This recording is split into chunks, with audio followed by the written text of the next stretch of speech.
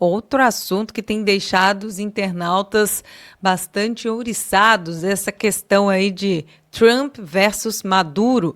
O presidente dos Estados Unidos, Donald Trump, sugeriu neste domingo a possibilidade de ordenar ataques contra o cartel de Los Soles dentro do território da Venezuela. Questionado por jornalistas sobre a medida, respondeu de forma direta, abre aspas, já verão. Fecha aspas. A declaração ocorre em meio ao aumento das tensões entre Washington e Caracas, após operações militares americanas no Caribe para combater o narcotráfico. Será que a administração Trump entendeu agora como funciona o sistema na América Latina, doutora Ludmila? Será que Trump já está a par do Foro de São Paulo? Olha, eu suspeito que sim. E essa movimentação de considerar esses cartéis como grupos terroristas tem, né, desde o princípio, me pareceu que tinha essa finalidade de criar o substrato legal aqui nos Estados Unidos para que houvesse um ataque mesmo, né, boots on the ground, um ataque no local, um ataque lá dentro do país inimigo. Então, né, a gente daí começou a escutar notícias no sentido de que até mesmo o PCC, o Comando Vermelho, poderiam ser incluídos aqui nos Estados Unidos como organizações terroristas, o que levaria a justificar aqui eventuais ataques até militares contra o Brasil. Então, isso já está acontecendo na Venezuela. É claro que a Venezuela é considerada um país inimigo pelos Estados Unidos, e assim o Trump tem se comportado desde o princípio. Eu me recordo agora daquela iniciativa do Trump de resgatar aqueles políticos que estavam dentro da embaixada dos Estados Unidos na Venezuela, o que foi algo assim vergonhoso, a meu ver, para o governo do Maduro. Então, os Estados Unidos já fizeram essa ação de buscar pessoas lá dentro do território deles. Então, a Venezuela, né, não tem o que fazer contra os Estados Unidos. Então, agora, havendo vontade política dos Estados Unidos, como de fato parece agora estar havendo, sim, com o Trump, eu acredito que sim, eles podem fazer, sim, uma iniciativa militar mesmo contra a Venezuela, uma vez que, né, já passou a considerar esses cartéis como organizações terroristas, e prevejo para o futuro, quem sabe, o mesmo tipo de ação no Brasil. Então, a impressão que eu tenho é de que o Trump não quer ganhar um novo problemão, e um problema assim elevado ao cubo, né, mais do que ao cubo, que é o Brasil. O Trump não quer que o Brasil vire uma nova Venezuela.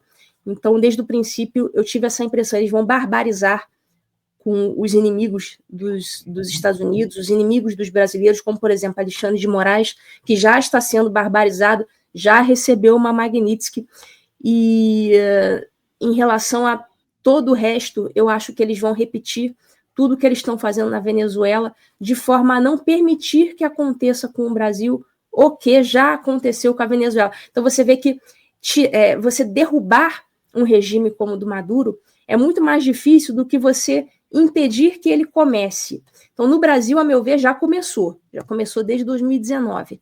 Só que o quanto antes você debelar, mais fácil fica de você resolver o problema.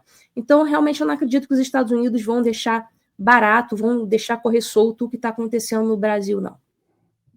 Perfeitamente. Obrigada, doutora Ludmila. E eu pergunto agora para o ministro Ernesto. Ministro, como é que fica o Brasil nessa história? Afinal de contas, o Lula é amigão do Maduro, né? Tá do ladinho aqui. Temos também aquelas denúncias do Carvajal, que citou, inclusive, Lula e outros membros de partidos de esquerda da América Latina como sendo financiados pelo narcotráfico. O Carvajal está lá nos Estados Unidos, está preso, e é uma bomba que pode... a gente não sabe se já prestou algum depoimento, né? Os Estados Unidos têm guardado as 7 chaves ali, o Carvajal, e é uma bomba que pode melar muito o Foro de São Paulo, né? Totalmente, André. O Brasil está participando, né, involuntariamente, ou seja, o povo brasileiro não gostaria de estar participando desse processo de destruição que a Venezuela sofre nas mãos do chavismo, do Foro de São Paulo há tanto tempo. O Brasil está investido na Venezuela, né? O grupo de poder no Brasil está investido na Venezuela. Esse grupo foi lá prestar assistência, de uma maneira ou de outra, ao Maduro, quando o Maduro roubou as eleições venezuelanas descaradamente no ano passado, há um ano atrás, mais ou menos, mês de julho, né? Criaram lá, vamos aqui ver e tal, e acabou que contribuíram para o processo que deixou o Maduro no poder até agora. Mas felizmente, acho que o governo americano está com uma visão de jogo completa. Finalmente, você tem essa visão por parte de uma superpotência comprometida com a liberdade. É algo que eu tenho procurado falar há bastante tempo nas minhas lives, no meu curso, etc. O fato de que a estrutura de poder totalitária no mundo, ela se compõe hoje por diferentes vertentes. Você tem a vertente do bloco totalitário China-Rússia, você tem a vertente do globalismo com o OMS, com Foro de Davos, etc., e você tem o crime organizado. Eles se apoiam mutuamente, se ajudam mutuamente, e o Trump está indo contra essas três vertentes principais do totalitarismo mundial, de maneiras diferentes, né? China e Rússia, ou seja, procurando isolar a Rússia agora, procurando isolar economicamente a China, tirando os Estados Unidos desses principais foros de controle globalista, a questão do clima também, ele está saindo de tudo isso, o OMS, e se colocando aí na tentativa de destruir realmente o crime organizado na América Latina. Né? E aí é fundamental uma atualização de doutrina, uma atualização de teorias. Falou que a questão de teoria é fundamental, né, para a ação. Então, e nessa atualização, de certa forma, o governo brasileiro, nós, né, o governo Bolsonaro, no início, nós fomos pioneiros nessa atualização de doutrina em relação à Venezuela, em relação ao Foro de São Paulo, ao dizer, olha, Maduro não é presidente legítimo da Venezuela. Quem disse primeiro por isso quem disse isso pela primeira vez foi o Grupo de Lima, né, que depois foi abandonado, mas por iniciativa do Brasil, em janeiro de 2019. Olha, Maduro não pode mais ser considerado presidente legítimo da Venezuela. Ele não é presidente da Venezuela.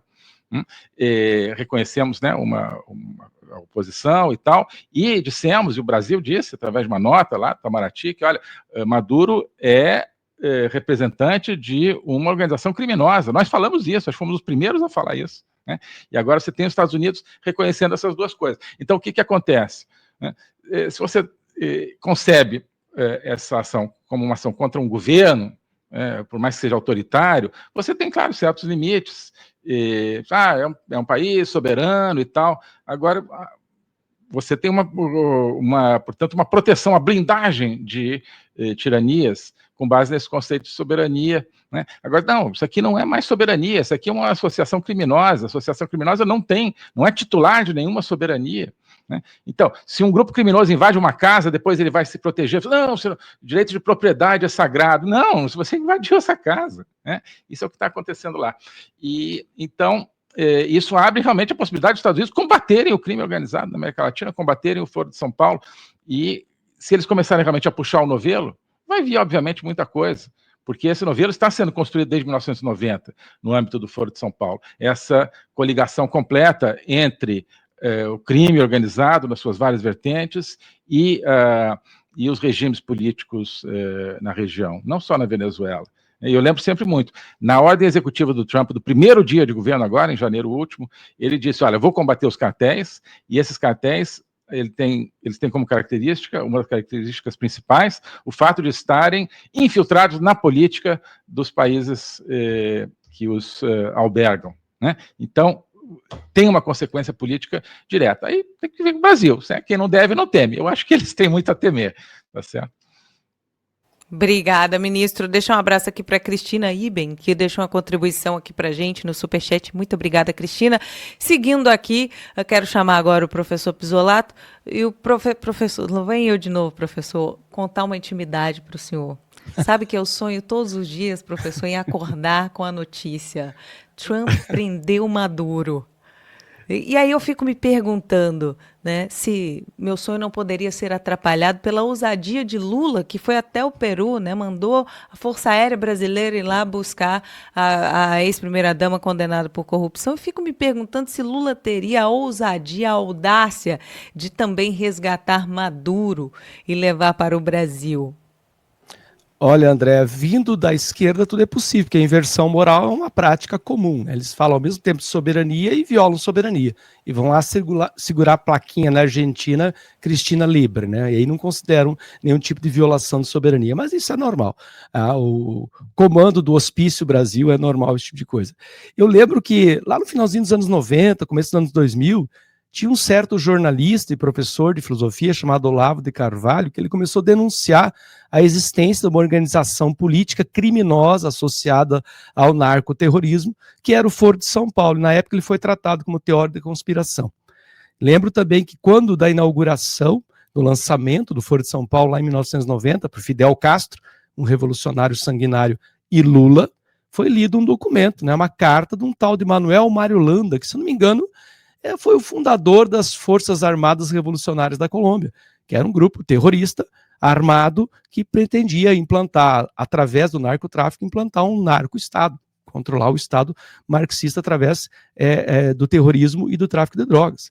Depois eles andaram mudando o nome, né? Desde 2016, eles só trocaram o significado da letra A, continua sendo FARC, só que em vez de ser armada, agora é alternativa. Olha que lindo isso, né? Bem típico da esquerda. A prática continua, eles foram rechaçados oficialmente pelo Foro de São Paulo. Há muitos jornalistas que consideram que o Brasil entrou nesse lugar, especialmente lá no Lula 2, para substituir o financiamento do narcoterrorismo, ou seja, o Brasil, nosso dinheiro, passou a financiar esses estados. Isso aí, de fato, é violação de soberania. Você monta um grupo de presidentes de esquerda cujo objetivo é financiar regimes nos demais países. Isso aí é violação de soberania, através do crime organizado. Ver, por exemplo, o Celso Amorim, quem diria, né? Quem diria? Imagina, o Brasil tem gigantes diplomáticos. Já teve um Oswaldo Aranha, que apesar de tudo era um grande diplomata. Agora temos um Celso Amorim que vai fazer afagos em Putin, vai fazer afagos em Kim Un, vai fazer afagos em todas as ditaduras e titubeia na hora de classificar a eleição do Maduro como completamente fraudulenta. Titubear por quê? Porque demorou tanto em assumir uma postura de afirmar aquela eleição foi fraudulenta, Maduro não é presidente da Venezuela. Titubeou porque vou usar aí, me perdoe roubar a metáfora, ministro, o novelo.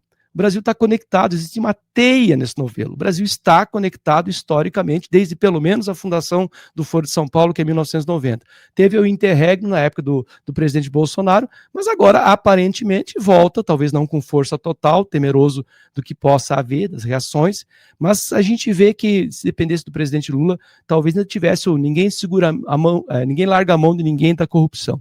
Esse é um ponto. O outro ponto que eu vou secundar o que o ministro falou, e que a doutora Ludmila falou, é que aí a gente tem o famoso paradoxo da tolerância. Eu não posso respeitar, alegar soberania e tolerância para quem é intolerante. Estamos falando de um sujeito que fraudou a eleição, que enfia pessoas numa cadeia e que faz aquelas pataquadas. Quem viu aqueles vídeos dele ensaiando as milícias dele, gente, aquilo lá é só cercar Caracas dentro do bunker dele e dizer, escrevi em cima o hospício da Venezuela, porque obviamente aquilo só faz sentido para uma claque que está ali ou financiada ou de fato tem sérios problemas cognitivos. Ver alguém da diplomacia brasileira achar que aquilo lá vai terminar bem, a gente entende como é que o Trump funciona, né? O Trump é um grande empresário, ele aprendeu muito com a primeira eleição dele, então ele está indo de pedacinho em pedacinho. É como se ele tivesse, para mim encerrar, André, como se ele tivesse no final do abismo, com uma luzinha sinalizando a gente, não venham por aqui. O Brasil é um parceiro econômico importante, o Brasil tem que se manter do lado da linha da liberdade. Aí houve um Lula falando em socialismo, em vou regular as redes sociais, doa quem doer. Nós estamos continuando na direção do abismo, mesmo com a sinalização. Eu temo que chegue um ponto que talvez a gente não consiga mais cicatrizar a sociedade brasileira. E a gente tenha que conviver com uma população dividida, tomara, quiçá, nunca violentamente dividida, mas a gente está vendo o caso do Nepal. Você pressiona, uma hora a população estoura. Você vai começar a sentir limites da tua liberdade pessoal, que tudo indica que vem pela frente algo assim, é óbvio que uma hora irá acontecer, talvez não violento, tomara que não violento, tomara que a gente consiga pela via democrática, mas como consertar uma democracia com uma democracia doente?